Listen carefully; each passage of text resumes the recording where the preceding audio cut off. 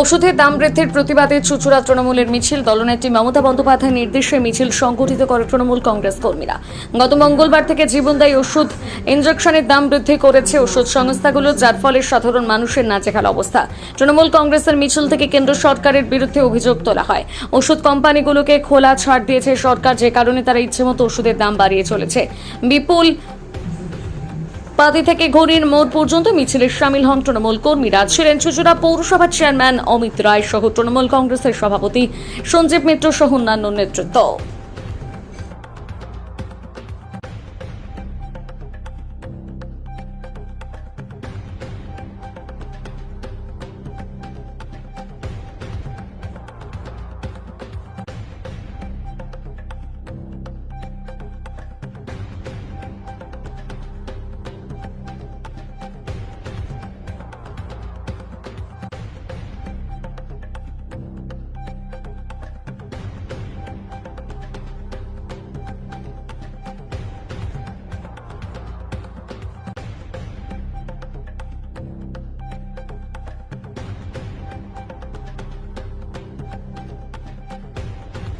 হলো আমাদের মাননীয় নেত্রী মমতা বন্দ্যোপাধ্যায় কালকে দলকে একটা নিজে চিন্তা ভাবনা করে দিয়েছেন।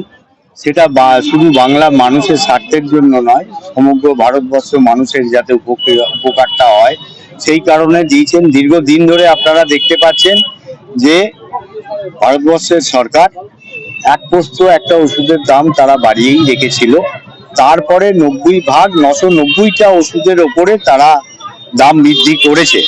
তারই প্রতিবাদে যাতে এই রুগ্ন মানুষগুলো যাতে ওষুধের বিনিময়ে, চিকিৎসার বিনিময়ে যাতে মারা না যায়, তার স্বার্থে তিনি আমাদের বলেছেন যে পদযাত্রা করে এবং ধিক্কার প্রতিবাদ মিছিল আপনারা সংগঠিত করবেন। এবং পিউলপাতি থেকে আমরা তাই গড়িমোড় পর্যন্ত যাব। উপস্থিত আমাদের পৌরপ্রধান, যুব সভাপতি তন্ময় রায় এবং আমাদের সোশ্যাল মিডিয়ার স্বপন এবং কাউন্সিলর সিআইসি সুদীপা মিত্র এবং দেবযানী কাউন্সিলর, রীতা দত্ত কাউন্সিলর, প্রত্যেকেই উপস্থিত আছেন। ঝন্টু বিশ্বাস রাস্তায় আসছে।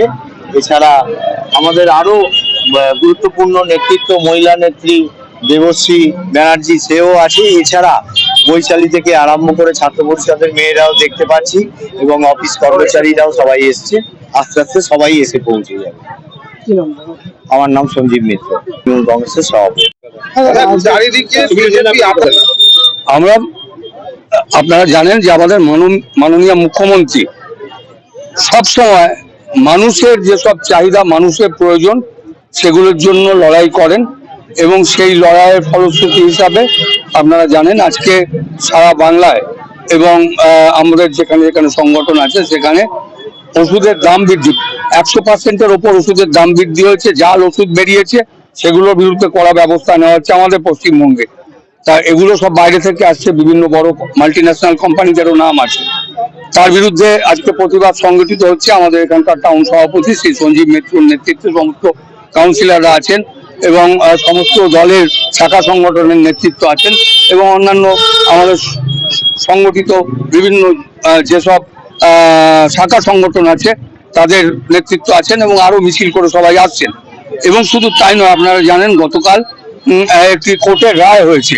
সেই কোর্টের রায় বহু ছাত্রীদের, তারা চাকরি পেয়েছিলেন, শিক্ষকের চাকরি পেয়েছিলেন, তাদের চাকরি চলে গেছে।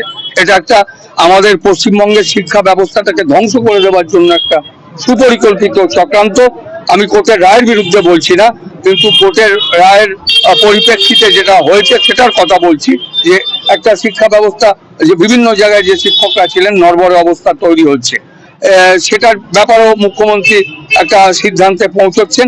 এবং আপনারা জানেন যে ভোটার লিস্ট নিয়ে যে কারচুপি চলছে, আজকে আমাদের সাংসদ সদস্যরা পার্লামেন্টে প্ল্যাকার্ড নিয়ে কালো পোশাক পরে সেই জাল ভোটার লিস্টের বিরুদ্ধে ওখানে প্রতিবাদ জানাচ্ছেন পার্লামেন্টে এবং পার্লামেন্টের বাইরে।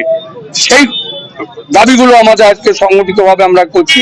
শুধু কতগুলো সাম্প্রদায়িক জিগির তুলে পশ্চিমবঙ্গকে অশান্ত করা যাবে না, পশ্চিমবঙ্গকে বিভেদ সৃষ্টি করা যাবে না। পশ্চিমবঙ্গে আমরা পশ্চিমবঙ্গের সর্বস্তরের মানুষ আমরা ঐক্যবদ্ধ, এবং ঐক্যবদ্ধভাবেই যেসব ভারতীয় জনতা পার্টির যেসব অন্যায়, যেসব রাজনৈতিক উদ্দেশ্য প্রণোদিত ষড়যন্ত্রমূলক যেসব কার্যকলাপ এবং মানুষের ওপর বোঝা চাপানোর যেসব ষড়যন্ত্র চলছে, তার বিরুদ্ধে মমতা বন্দ্যোপাধ্যায়ের ডাকে আমরা পাড়ায় পাড়ায় সর্বত্র সংগঠিত হয়ে প্রতিবাদ করছি, এবং এই লড়াই যতদিন না পর্যন্ত এগুলো বন্ধ হবে ততদিন চলবে।